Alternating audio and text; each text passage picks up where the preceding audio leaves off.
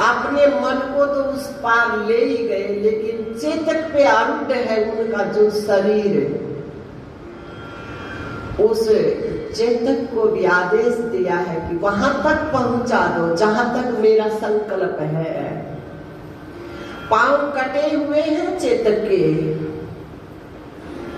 पहुंचा दिया लक्ष्य तक। उसी प्रकार से हमारा मन इस शरीर रूपी चेतक पे आरूढ़ हो, न कि चेतन का रूप बन जाए। कुर्सी पे आरूढ़ हो, न कि कुर्सी को मैं मान बैठे। शरीर पे आरूढ़ हो, न कि शरीर को मैं मान बैठे। प्राणों पे आरूढ़ हो, न कि प्राणों को मैं मान बैठे। विचारों पे आरूढ़ हो, न कि विचारमय हो जाए। और इंद्रियों पे आरूढ़ हो, न कि इंद्रियों का गुलाम बन जाए। ठीक है गुरुदेव, लेकिन प्रारब्ध की रस्सी, ब्रह्मानंद में डूबे हुए मन को प्रारब्ध की रस्सी क्या लेकर आएगी? बाहर लेकर आएगी। समाधि में डूबे हुए मन को भी देखो, वर्तमान में शरीर में जब से हमारा प्रवेश हुआ इस जन्म में, तब से जितना अच्छा या बुरा बन गया, उसके लिए तो कहा ज्ञान अग्नि दग्ध कर्माणि, वो तो सब भस्म हो जाएंगे। लेकिन जिन पिछले प्रारब्ध कर्मों को लेकर शरीर का निर्माण हो गया, ये तो भुगतान करना पड़ेगा। यदि एक अखंड रस निर्विकल्प समाधि में मन पड़ा रहेगा तो शरीर को कहीं से कुछ चुगा पानी चुगना है, किसी से लेना है, किसी से देना है, कहीं सम्मान पाना है, कहीं अपमान पाना है, वो फिर कैसे घटेगा? तो प्रारब्ध की रस्सी मन को खींच कर ले आती है शरीर में। फिर ज्ञानवान का ऐसा हो जाता है, ऐसी स्थिति हो जाती है जैसे पीपल का पत्ता पक कर गिर गया, हवा का झोंका इधर से आया, कभी कांटों में ले गया, कभी कीचड़ में ले गया, कभी पुष्पों में ले गया। उसी प्रकार से इस शरीर की स्थिति हो जाती है। तो महाराज परीक्षित जी ने कहा, गुरुदेव प्रारब्ध की रस्सी से बंध कर मन बाहर आएगा शरीर में। जब तक समाधि में है तब तो ठीक है, लेकिन बाहर फिर आएगा जगत की तरफ, फिर कहीं न अटक जाए। इससे बचाव के लिए तो कहा स्थूलो भगवतो रूप। ये जितना भी सृष्टि है ये सब भगवान विराट का स्वरूप समझो, क्योंकि संपूर्ण सृष्टि परमात्मा से निकली है। जैसे घड़ा मिट्टी से बना है, तो घड़े के अंदर क्या है? मिट्टी है, टूट कर मिट्टी में ही मिलेगा, मिट्टी का ही रूप है। उसी प्रकार से संपूर्ण सृष्टि परमात्मा से निकली है, तो सब परमात्मा में ही है, ऐसा भाव रखे। अब महाराज परीक्षित के लिए प्रश्न करने योग्य कुछ भी नहीं रह गया, लेकिन अब अभ्यास चल रहा है। अभ्यास में कौन युद्ध के लिए भगवान कह रहे युद्ध करो, अभ्यास करो। अब जो आपने सुना, जो आपने अनुभव किया, उसका अब युद्ध के लिए क्या कह रहे हैं? अभ्यास करो। तो अब आगे जो कथा चल रही है वो क्या है? अभ्यास है। क्या कथा श्रवण करते करते, शब्द सुनते सुनते मेरा मन अर्थ में है कि नहीं? ये अभ्यास है। तो पूछा गुरुदेव, व्यावहारिक जगत में नाना प्रकार की कामनाएं होती हैं, किस कार्य में सफलता हेतु भगवान के किस स्वरूप की पूजा पाठ आराधना करनी चाहिए? यहाँ इस प्रश्न के माध्यम से इसी बात को पक्का किया जा रहा है कि बात बनेगी मन को लगाने से। मने व मनुष्याणाम कारणम बंध मोक्षयो। आपका मन ही बंधन में कारण है, आपका मन ही मोक्ष में कारण है। आपका मन ही नाना प्रकार की सिद्धियों में कारण है, आपके मनोरथ सिद्धि में कारण है। ये बता रहे हैं कि चाहे जैसे विद्यार्थी है, मैं विद्या में उत्तीर्ण हो जाऊं, तो कहा भगवान शिव के रूप में आपने सुना एक रूप है, एक स्वरूप है। जो दृश्यमान जगत है वो रूप है, इसके पीछे जो शक्ति है, जो सत्ता है वो स्वरूप है। ये शरीर रूप है, इसमें जो चेतना है वो स्वरूप है। तो जो महादेव का साकार श्री विग्रह है वो रूप है, लेकिन जिसके सहारे वो विग्रह है वो स्वरूप है। यदि एकाएक स्वरूप में हमारा मन लय न हो सके और विद्यार्थी चाहता है मैं विद्या में उत्तीर्ण हो जाऊं, विद्वान चाहता है मुझे शाब्दिक ज्ञान हो जाए, मैं विद्वत्ता में उत्तीर्ण हो जाऊं, तो क्या चाहिए? कहा महारून व्यापक ब्रह्म का, महादेव जी की जो चदरिया ओढ़ी है उन महादेव जी के रूप का ध्यान करें। महादेव जी का रूप क्या है? शांत है। जब तक मन शांत नहीं होगा तब तक किसी भी विषय में प्रवेश नहीं होगा, किसी भी विषय को अच्छी तरह समझ नहीं पाएगा। जब तक मन में चंचलता बनी रहेगी, भली प्रकार से किसी भी शब्द के अर्थ को मन समझ नहीं पाएगा, मन का उस शब्द में प्रवेश नहीं होगा। और जब तक मन का शब्द में प्रवेश नहीं हो जाएगा तब तक अर्थ में नहीं जाएगा। तो कहा महादेव जी के रूप का चिंतन करें, उससे एकाग्रता सधेगी। और कोई का मन है हमारा दाम्पत्य जीवन सुखद रहे, झगड़ा न हो, तो उन्हीं व्यापक ब्रह्म ने भगवती के रूप की चदरिया ओढ़ी है, पार्वती जी के रूप की चदरिया ओढ़ी है। उन रूप में अपने मन को लगाए, उस रूप का अपने मन को सहारा दे और मन को वहीं ले जाए, वहां संकल्प सिद्धि होगी। तात्पर्य है वैसे नाना प्रकार की जगह, नाना रूपों को, नाना चदरियों को कहाँ कहाँ खोजेंगे? तो कहा के साधे सब सधे, सब साधे सब जाए।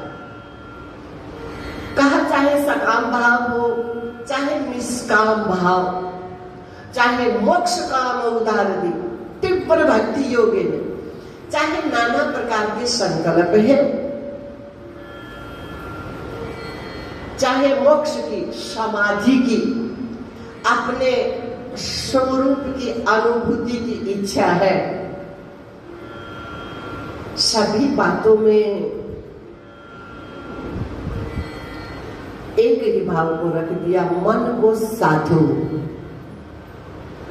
कहा नारायण के नाम में मन को साध लो, बस हल्दी लगे ना फिटकड़ी रंग आ जाएगा चोखा। नाना प्रकार के जो टोटके पोटके आलतू फालतू है उनसे भी नारायण का नाम हमारी रक्षा करेगा, मन को चंचलता से साधेगा, मन को एकाग्र करने में सहयोगी रहेगा। और जब मन एकाग्र हो जाएगा तो निर्विकल्प में मन अपने आप घटित हो जाएगा और समाधि भी घटित हो जाएगी। शरीर में रहते रहते मोक्ष की अनुभूति हो जाएगी, मोक्ष हो जाएगा। अब सुखदेव जी महाराज कुछ बताना चाहते हैं। वो व्यापक ब्रह्म, वो गुरु, वो अखंड, वो एक रस सुखदेव जी महाराज की माया की चदरिया के माध्यम से हमको बताना चाहते हैं और सरल करना चाहते हैं कि राजन, जिस स्थिति को तुम्हारा मन पहुंचा है, जिस स्टेज पे तुम्हारा मन पहुंचा है, जिस मंजिल पे तुम्हारा मन पहुंचा है, जिस सिद्धि को तुम्हारे मन ने प्राप्त किया है, उसी सिद्धि को प्राप्त करने का अधिकारी कौन मन है? क्या पात्रता चाहिए? तो कहा गुरुदेव वृद्ध हो जाते होंगे जो, जानते तो सब हैं आपस में दोनों गुरु शिष्य, लेकिन उनकी इस झूठी मान्यता पे प्रहार कर रहे हैं। जो मन ऐसा आसन जमाकर बैठ गए कि शरीर वृद्ध हो जाएगा, कुछ करने योग्य जगत में कोई हमारा दायित्व नहीं रह जाएगा, उस समय शायद हमारा मन सद जाएगा और हमारा मन भी वहीं पहुंच जाएगा जहां सम्राट परीक्षित जियों का मन पहुंचा। ये जो झूठी मान्यता है, इससे मन को उठाने का प्रयास है। गुरुदेव वृद्धावस्था में बात बन जाती होगी? नहीं राजन, यदि ऐसा होता तो 5-5 वर्ष के ध्रुव और प्रहलाद तो वहीं जकड़े रहते। इसमें अवस्था की कोई पाबंदी नहीं है, तो फिर जो धनवान होंगे ऐसी भी बात नहीं है। सुदामा ने तो कोई धनवान थे महाराज, जो सुंदर होंगे ऐसी भी बात नहीं। राजन उपजा तो कहीं सुंदर नहीं थी। कहने का तात्पर्य है, व्यावहारिक जगत में आप बार बार पहले सत्र से सुन रहे हो, एक रूप है, दूसरा स्वरूप है। ये जितनी बातें बोली जा रही है, ये क्या है? रूप है। और वहां रूप की पहुंच नहीं है, वहां रूप को पकड़े पकड़े मन नहीं पहुंच सकता है। वहां इन सब बातों की आवश्यकता नहीं है। ये हो तब भी कोई विघ्न नहीं है, और ये न हो तब भी कोई रुकावटें नहीं है। बस इन सब में रहते रहते, झुंड में रहते रहते, समूह में रहते रहते, व्यवहार में रहते रहते, शरीर में रहते रहते हमारा मन क्या हो जाए? एकांतिक हो जाए। कुछ भी जब तक मन ने छुआ होगा। आपने पूछा, 6ठे अध्याय गीता जी में भगवान कह रहे हैं संकल्प से रहित होना पड़ेगा यदि योग चाहता है। तो यही वो संकल्प, ये सारा जगत संकल्प ही तो है, ये शरीर संकल्प ही तो है। मैं कल ये साधन करूंगा, परसों ये साधन करूंगा, ये सब संकल्प ही तो है। इन सब संकल्पों से शून्य मन अधिकारी है, पात्र है। देखो, एक तरफ फिर विदुरजियों के प्रसंग के माध्यम से हमको बता रहे हैं कि एक तरफ विदुरजियों का सब ओर से है वहीं पे, कहीं गए नहीं है। अभी न जंगल में भी चले जाएंगे तो क्या हो जाएगा महाराज? जंगल में भी पहाड़ है, पर्वत है, कुछ भी नहीं है। ये पिंड तो है ना, ये शरीर तो है ना, प्राण तो है ना, इंद्रियां तो है ना, वायु तो है ना, आकाश तो है, जल तो है, पृथ्वी तो है, जाओगे कहाँ? लेकिन यहाँ अभी महाराज विदुर जी कहीं गए नहीं है, वहीं पे एक तरफ विदुरजियों का सब ओर से, सब में रहते हुए सब ओर से मन सिमटा हुआ है, और दूसरी तरफ जितनी बातें सुखदेव जी महाराज ने कहा, ऊंचा कुल, सौंदर्य, ऐश्वर्य, विद्वत्ता, अवस्था, सब का सब एक तरफ एक ही पलड़े में है, और एक तरफ बिल्कुल सन्यासी मन है एक तराजू में, बिल्कुल नग्न मन है एक तराजू में, बिल्कुल फकीर मन है एक तराजू में। लेकिन पलड़ा भारी कौन सा रहा, ये बताने जा रहे हैं। कौन मन पहुंच सकता है जहां सुदेव जियों का मन है, जहां महापुरुषों का मन है, जहां योगियों का मन है, जहां महाराज परीक्षित जियों का मन है, वहां कैसा मन पहुंच सकता है, ये बता रहे हैं। भगवान द्वारकाधीश जी आए हैं शांति दूत बनकर, और दुर्योधन ने जितनी बातें कही हैं सुखदेव जी महाराज ने सब बटोर रखी है। राजा महाराजा स्वागत के लिए, विद्वान दिव्य श्लोकों का उच्चारण कर रहे हैं, नाद बज रहे हैं, घड़ियाल बज रहे हैं, घंटे बज रहे हैं, पुष्पों की बारिश हो रही है। गुरु द्रोणाचार्य जैसे विद्वान हैं, भीष्म पिता महाराज जैसे आयु वृद्ध हैं, क्या कहना, संपूर्ण सब है, व्यवहारिक जगत में जो है सब है। और एक तरफ सब ओर से अछूता मन है, उधर से नाद आया है, सिमटे हुए मन को सुनता है वो नाद। वो नाद तो आज भी अखंड एक रस हो रहा है, लेकिन जो मन समूह में रहते हुए, शरीर में रहते हुए सिमटा हुआ हो, उसी को सुनता है वो नाद। भगवान श्री ने आवाज लगाई है, चाचा जी राम राम, कैसे हो? सदा हुआ था मन, रुका हुआ था। पहले दिन की कथा में आपने सुना, सुखदेव जी महाराज के प्रसंग में सुखदेव जी को आवाज लगा रहे, व्यास जी पुत्र ठहरो। ठहरने का परिणाम देखो, मन के ठहराव का नतीजा देखो।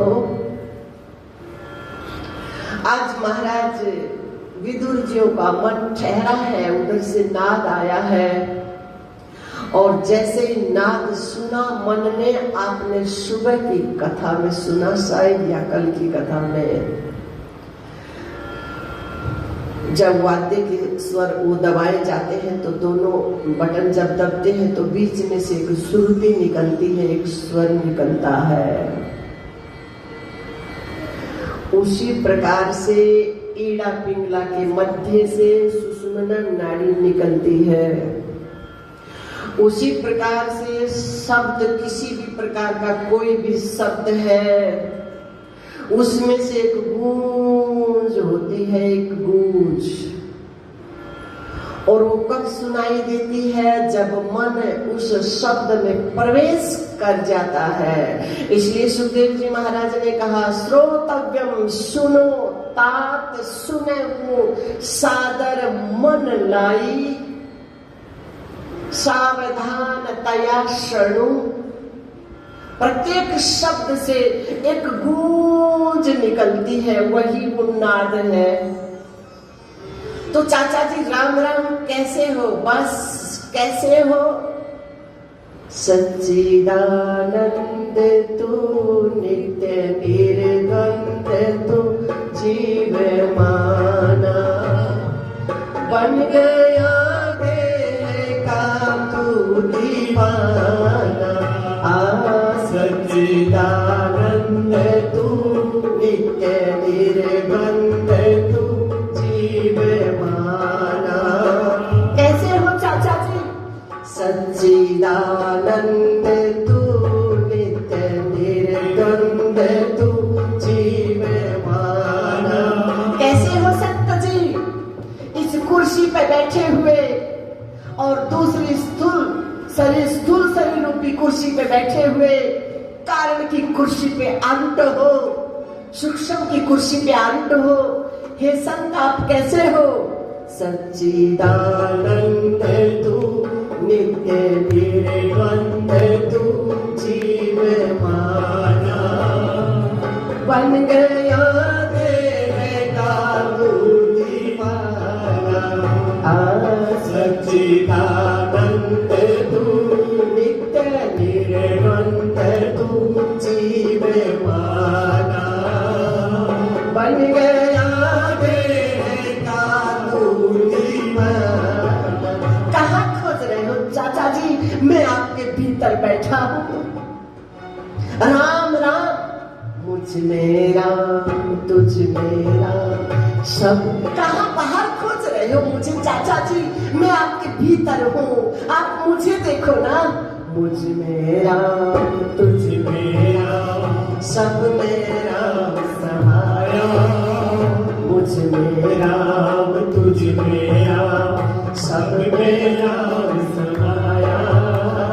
सबसे कर लो प्रीत जगत में कोई कोई नहीं पराया, कोई नहीं पराया। अब एक और संशय खड़ा हो जाए, कोई शंका खड़ी हो जाए, विदुर जियों का चोला क्या है? पुरुष का चोला है। क्या वही अधिकारी है जो पुरुष के चोले में है? तुरंत संशय का निवारण कर दिया। चाची जी राम राम। क्या बात है। के ही विधिया स्तुति करूं तुम्हारी। हे नाथ, हे नारायण, हे राघव, हे कृष्ण, हे आनंद, हे परमानंद, क्या मैं इस चोले में आपकी आराधना करने की अधिकारी नहीं हूं क्या?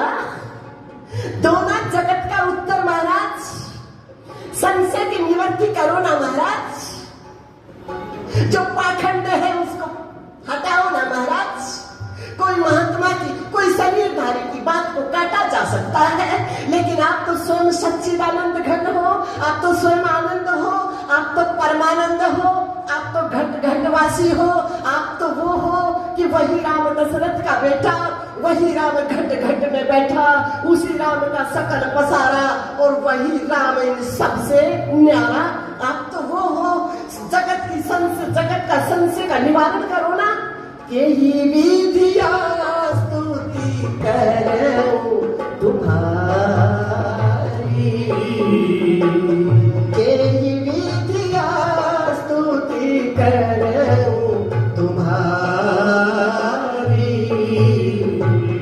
अधम जाते मंजरमती नारी। क्या मैं आपको वंदन कर सकती हूँ? क्या मुझे अधिकार है आपको नमन करने का?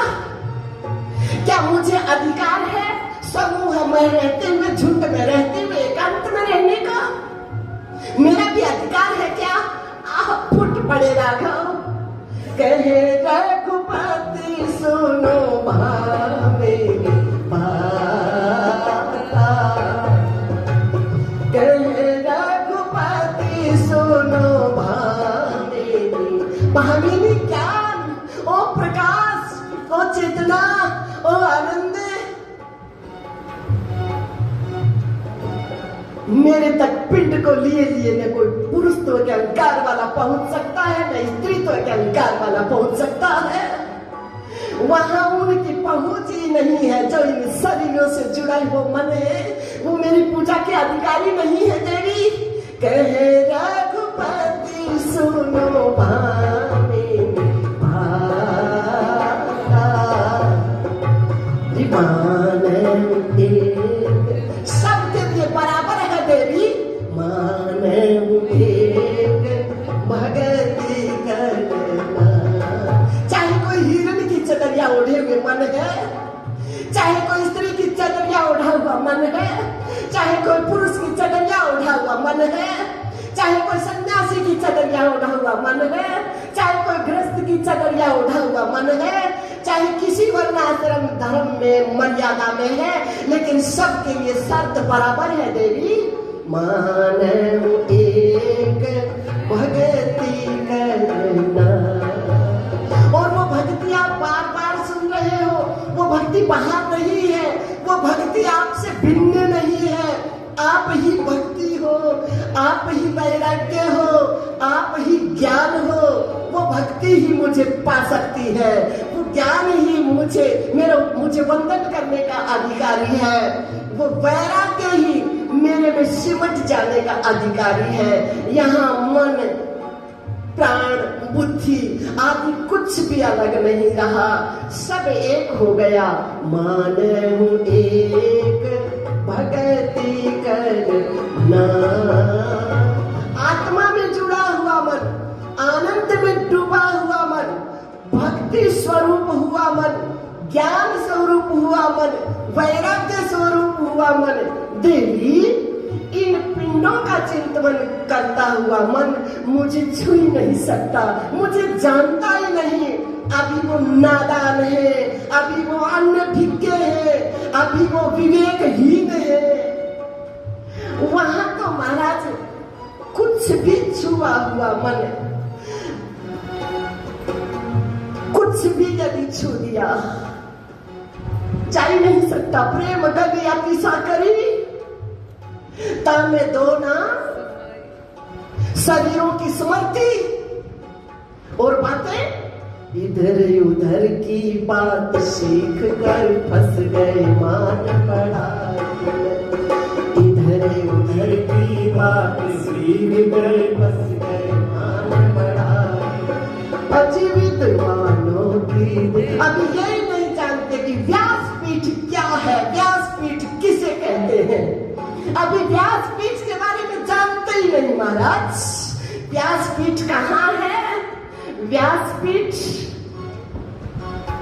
अभी सुनेंगे कुछ देर बाद। कपिल भगवान कहते हैं माँ आप अपना आसन यहाँ से उठाओ और अपने मन को ले आओ, सुचाओदय से प्रतिष्ठाप्यम। व्यासपीठ पे ले आओ माँ अपने मन को। व्यासपीठ तो परम अछूती है, जिस पीठ को बिना अधिकार के कोई छू भी नहीं सकता। वो देखने में आने वाली है ही नहीं, वो व्यासपीठ दिखती नहीं आंखों से। कहे रघुपति सुनो भामिनी बाता, मानव एक भगति करनाता। मानव एक भगति चाची जी राम राम, कैसी हो? लो कहाँ शंका रहेगी। पहले किन को आवाज लगाई है? चाचा जी राम राम कैसे हो? डूब गए। और फिर ऐसी चोट मारी है संशय वाले हृदय पे। चाची जी भगवान कह रहे मेरे यहाँ कोई भेद। चाची जी राम राम कैसी हो? आनंद रूप है तू, आनंद रूप है। चाची जी कैसी हो? आनंद रूप है तू, आनंद रूप है तू। आनंद में रहा कर, आनंद में रहा कर। आनंद रूप है तू, आनंद रूप है। ये अनुभूति जब तक मन में शरीर की स्मृति बनी रहेगी बहुत दूर है, वरना इससे निकट और कुछ है ही नहीं। आनंद रूप है तू, आनंद रूप है तू। आनंद में रहा करे, आनंद में रहा करे। दुख का न लेस तुझ में, दुख का न लेस तुझ में। आनंद में रहा करे, आनंद में रहा करे। अब बताओ, पूछो अपने आप से, विदुरानी का स्वरूप और विदुर का स्वरूप दो है क्या? अलग अलग है क्या?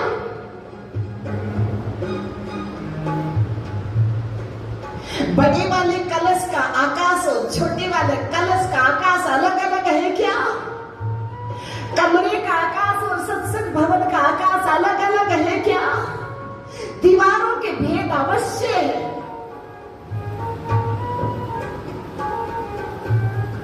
पर्दे अलग अलग अवश्य हो सकते हैं, लेकिन भीतर का आकाश क्या है? एक ही जैसा है। वैसे ही ये शरीरों के पर्दे हैं, दीवारें हैं, भिन्न भिन्न हो सकती है, लेकिन भीतर जो चेतना है, जो आत्मा है, जो अखंड है, जो एक रस है, वो सब के भीतर क्या है? एक ही जैसा है। ऐसा नहीं है कि चींटी के अंदर कोई भिन्न आत्मा है, हाथी के अंदर कोई भिन्न रूप स्वरूप है, ऐसा नहीं है।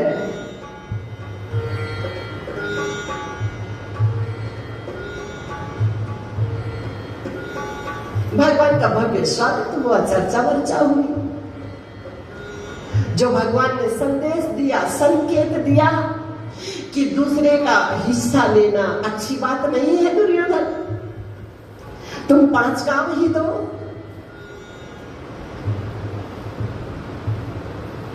लेकिन बात बनी नहीं। मूड को कह लो बारंबार, चतुर को एक इशारा चाहिए। आपके लिए मैंने नाना प्रकार के व्यंजन बनाए, पदार्थ बनाए, 56 भोग बनाए, न जाने कौन सा पसंद हो, बाद में चलेंगी राजनीतिक चर्चाएं। लेकिन दुर्योधन, मुझे तो अछूता भोग चाहिए। लो, अछूता भोग, अछूता मन। जिस मन ने किसी और से कुछ भी न छुआ हो, ऐसा सन्यासी मन चाहिए मुझे आरोगने के लिए। मुझे वस्तुओं की भूख, अजी भाव का भूखा हूं मैं, अछूता भाव, अछूता मन। परमात्मा की याद में और हमारे मन के बीच में यदि कुछ है ना, तो काल में से इतर हम कुछ नहीं हो सकते हैं। गुरु की प्रीत के बीच यदि कुछ और है ना, तो नाटक के अलावा और कुछ भी, चेतना, आत्मा और मन के बीच में यदि कुछ भी समर्थी है,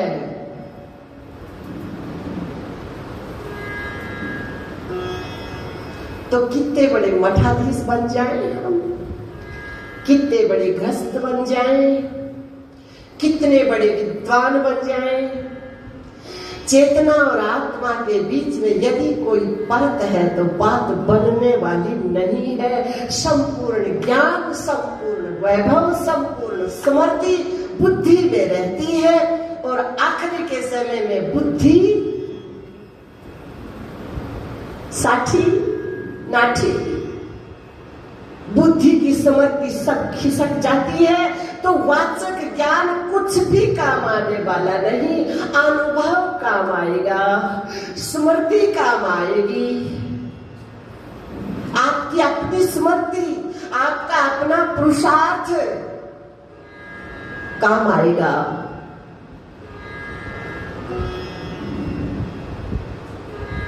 बहुत रट्टा लगाते हैं विद्यार्थी वर्ष भर, साल भर, लेकिन काम कितना आता है जो भीतर उतर जाता है। उसे इधर कुछ आ गया तो जीरो। उसी प्रकार से काम अनुभव आएगा हमारा, न ये शरीर काम आएगा। ध्यान रखना, नाते रिश्तों को छोड़ो महाराज, जगत को छोड़ो महाराज। न ये शरीर काम आएगा, न इंद्रियां काम आएगी, न प्राण काम आएंगे, बस आपकी अपनी स्मृति काम आएगी। इसलिए अपने स्वरूप की स्मृति में आ जाओ, अपनी याद में आ जाओ। इस बनावटी पने से अपने मन को समेट करें, किस में आ जाए? अपनी स्मृति में आ जाए।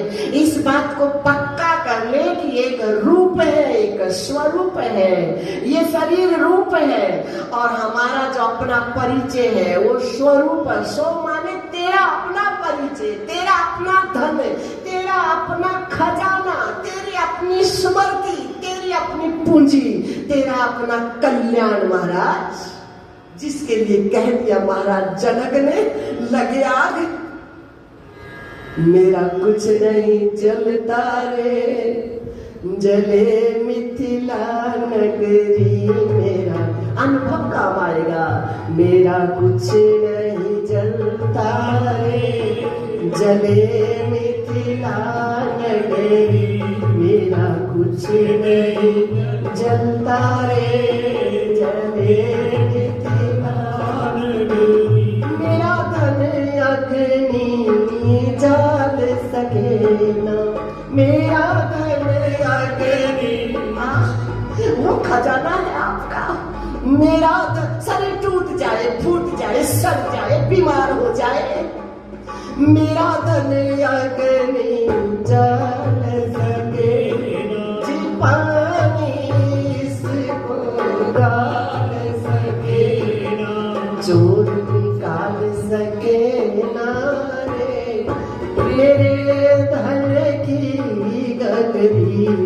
मेरा कुछ नहीं जलता रे, जले मिथिला नगरी मेरा कुछ नहीं जलता रे, जले मिथिला नगरी। तो दुर्योधन, मुझे अछूता भोग चाहिए।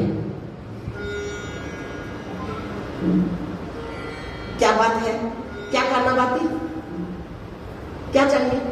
माइक दो, माइक दो, माइक दो। तो क्या चाहिए है? बताओ बताओ, मुझे सुनना है।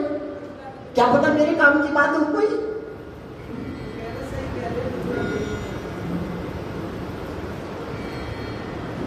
बिल्कुल गलत बात है, बिल्कुल गलत बात है। इंद्रिय समूहों का यारी को कहत समय और मन का निरोध किया। किधर से कोई आवाज, बाजू वाले की आवाज तुम्हारे मन को आकर्षित करे तो धिक्कार है। इस साधना कक्ष है, एक कल्याण का स्थान है, इससे भीतर सिमट जाओ। बाजू की आवाज तुम्हारे कानों में आ गई, दो धेले हो गए।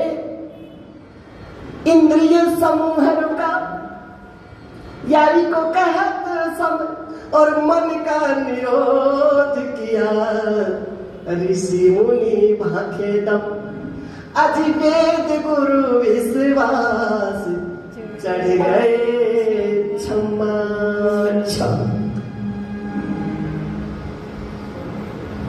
कहा अछूता भोग चाहिए मुझे, और आपने संपूर्ण पदार्थों को, आपके मन को किसने छू दिया? अहंकार को छुआ हुआ है। अहंकार का झूठा हो गया सब, इसलिए मुझे स्वीकार नहीं है। और पहुंचे हैं अछूता भोग स्वीकार करने के लिए। कहाँ पहुंचे? के ही विधिया स्तुति कर, विदुर जी भी रह गए वही। के ही विधिया स्तुति करूं तुम्हारी। कहाँ पहुंचे त्रिलोकी के नाथ? मायामय कृष्ण की चदरिया उड़कर कहाँ भागे जा रहे हैं, कहाँ पेट कूटते जा रहे हैं? के ही विधिया स्तुति करूं तुम्हारी। अधम जाति मैं जड़ मदीना। वो त्रिलोकी के नाथ, बड़े बड़े आश्रमों के दरवाजे खुले हैं, लेकिन कहाँ जा रहे हैं? सबरी की कुटिया बताओ ना, सबरी की झोपड़ी बताओ ना। हमको सबरी का दर्शन करना है। सब महापुरुष राघव के दर्शन की कामना कर रहे हैं, और राघव किसके दर्शन की कामना कर रहे हैं? एक संत के दर्शन की कामना कर रहे हैं। क्या बात है कोई संशय? है कोई बीच में व्यासपीठ? है कोई बीच में परत? कहां पहुंच गए? चाची विदुरानी का दरवाजा खटखटा रहे हैं। चाची जी दरवाजा खोलो, बड़ी जोर से भूख लगी है। लो महाराज, खट खट खट। और शब्द में से जो गूंज निकली, उसी शब्द में, शब्द के भीतर मन का प्रवेश हुआ चाची विदुरानी का, और उस गूंज के सहारे मन कहाँ आ गया? फिर ब्रह्म गुफा में आ गया। और उधर दरवाजा खट खट खट खट। भूख लगी है, भूख लगी है बहुत। मन सबसे आखिरी में कर्म इंद्री से लय होता है मन। शब्द मन लय होने के बाद भी शब्द सुनता रहता है, लेकिन मैं के बराबर वो शब्द विक्षेप नहीं करता। समाधि की तरफ जब मन जाता है, ब्रह्म गुफा की तरफ जब मन जाता है, तो आखिरी तक शब्द सुनता है, लेकिन ऐसा सुनता है कि कोई विक्षेप नहीं, कोई मतलब नहीं, कोई लेना देना नहीं। तो शब्द सुन रहा है, सावधान हुई। भूख लगी है, भगवान को भूख लगी है, त्रिलोकी के नाथ को भूख लगी है, तोड़िए दरवाजा खोला है। और पहले से ही विवेक की बटलोई में वैराग्य की अग्नि पे और ज्ञान की खिचड़ी पका रही है। पहले से ही वैराग्य की, विवेक की बटलोई, वैराग्य की अग्नि और ज्ञान की खिचड़ी महाराज, जिसके लिए गुरु जी ने कहा, गुरु मिले जी मन हार, सूरत मेरी जी में रही, गुरु मिले जी मन हार, सूरत मेरी जी में रही, गुरु मिले जी मन हार, सूरत मेरी जी में रही, गुरु मिले जी मन हार, सूरत मेरी जी। भजन भूंगड़ा, भजन करने में थोड़ा सा कष्ट होता है ना, चने चबाने में थोड़ा कष्ट होता है ना। भजन भूंगड़ा और खुशी खिचड़ी यदि चबाना आ जाए, सुमन करना आ जाए तो खुशी खिचड़ी, प्रसन्नता होती है मन में।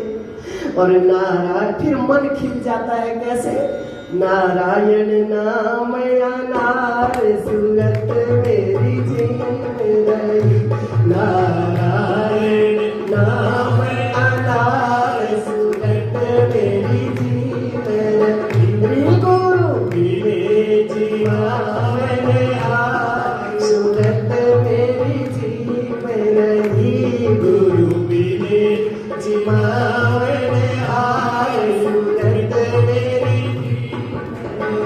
चेतन चीकू, मन चेतना में चला गया, चीकू जैसा आनंद आ रहा है। चेतन चीकू, और चीकू के अंदर बीज होता है ना, वो ये शरीर है, उसको अलग कर दिया। चेतन चीकू और कृष्ण केला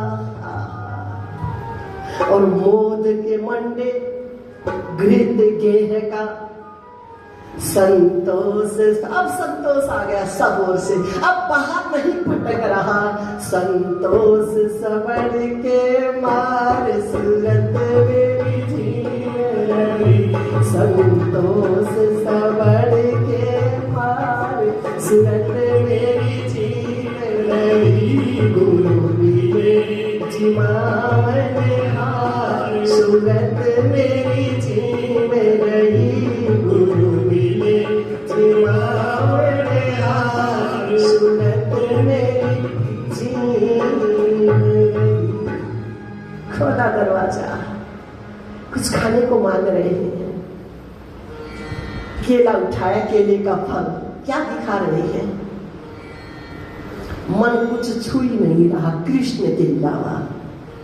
छिलका दे रही हैं, गिरी पृथ्वी पे गिरा रही हो, खा लो, बड़ी भूख लगी। मैं खिलाने वाले को होश की क्या खिलाया जा रहा है, क्योंकि प्रेम गली अति सागरिता में तोला समय, कहाँ बीच में छिलका आएगा, कहाँ बीच में गिरी आएगी महाराज, सब किरकिराट हो जाएगा। यदि कुछ आ गया बीच में, कुछ समर्थी आ गई तो सब किरकिरा हो जाएगा, कंकर आ जाएगी, समझ लो। दाल बढ़िया है, खाते खाते बीच में कोई कंकर आ जाए तो कैसा लगे। बस वैसे ही कृष्ण के और माँ के मन के बीच में यदि कोई स्मृति आ गई तो समझो कंकर आ गई। कौन महाराज बीमारी खरीदे, तो बिजली गिरा समर्थी पे, तेरी समर्थी के अलावा जो भी समर्थी आए मन में, उस पे तू बिजली गिरा, मैं जल जाऊं, तेरा हूं तुझ में मिल जाऊं, मुझसे हो खता रोज संकल्प नए नए, रोज संकल्प नए नए, रोज बीमारी महाराज, रोज नए नए चोले, नए नए रिश्ते, नए नए नाते, नई नई शंकाएं, नए नए प्रश्न की कड़छी महाराज। तो बिजली गिरा, मैं जल जाऊं, तेरा हूं तुझ में मिल जाऊं, मुझसे हो खता और तुम बख्शो। ये रोज का झगड़ा, लगा दो ना आग, लगा दो आग उल्फत की, मेरा सब मोह जल जाए, लगा दो आग उल्फत की,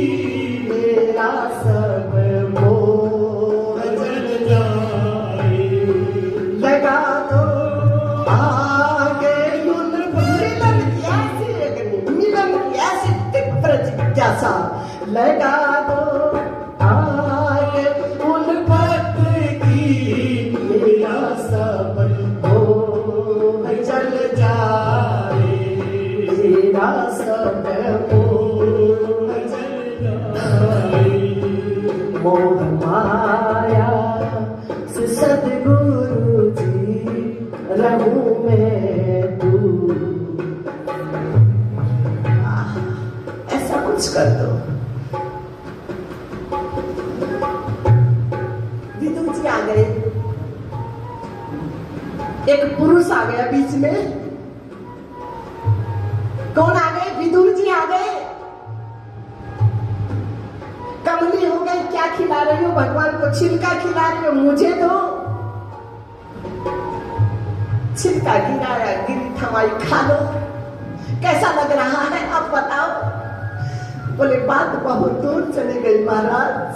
दीवाने क्या गावे घर दूर, दीवाने क्या गावे घर।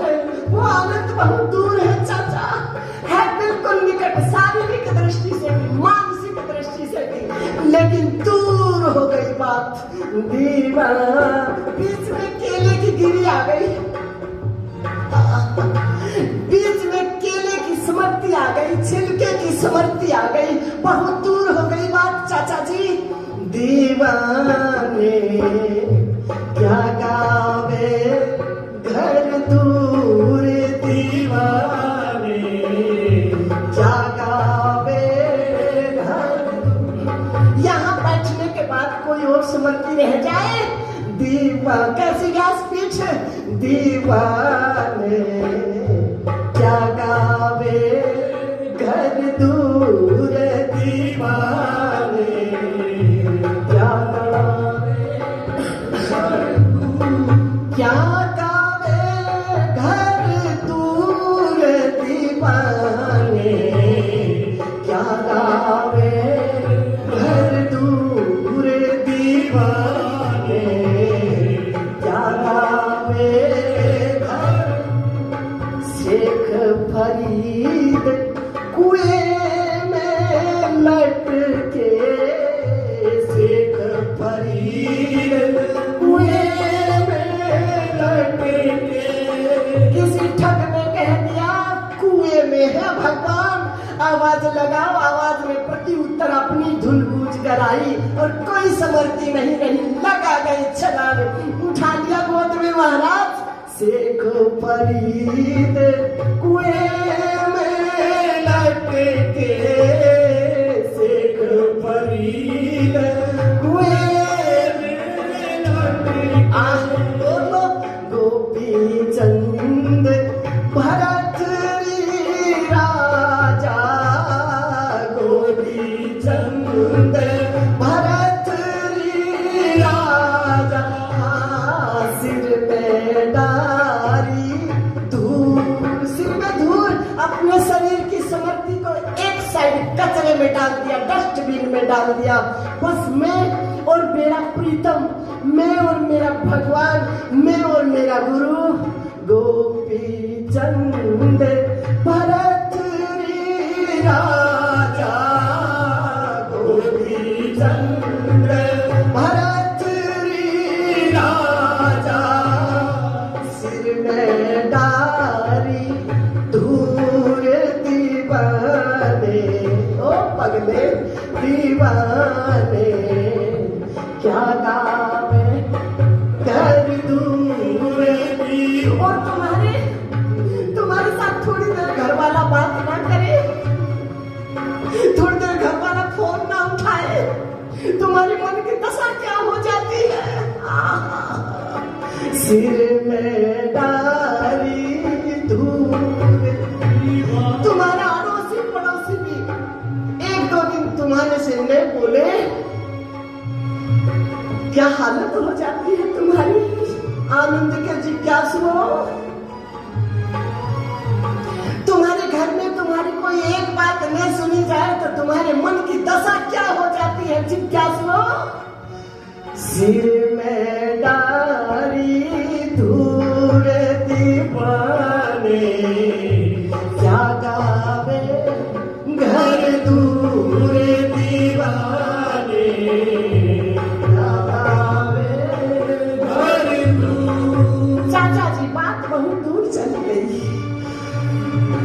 बात नहीं रही, आरती उतारी है।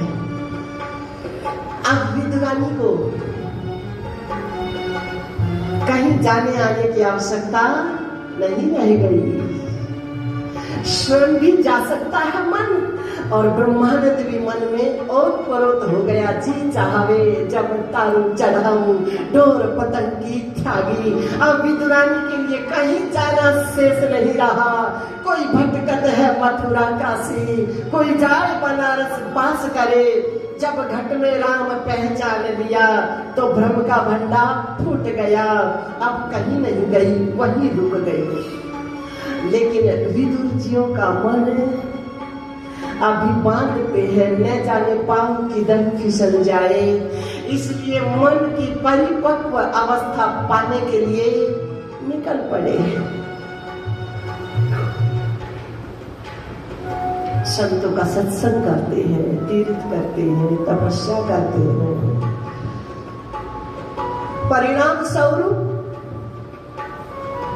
संतों के संग के फल स्वरूप विशुद्ध संत का दर्शन हो गया, विशुद्ध संत मिल गए। उद्धव जी महाराज देखो, संतों के दर्शन का परिणाम तो देखो। गंगा किनारा संतों का दर्शन बड़े भाग से पाइए बुरा।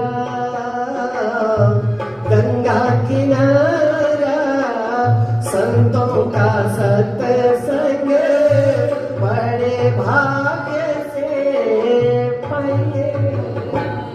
सभी महापुरुषों के श्री चरणों में ओम नमो नारायणाय। सब ठीक से बैठे हैं ना? कोई कष्ट तो नहीं है?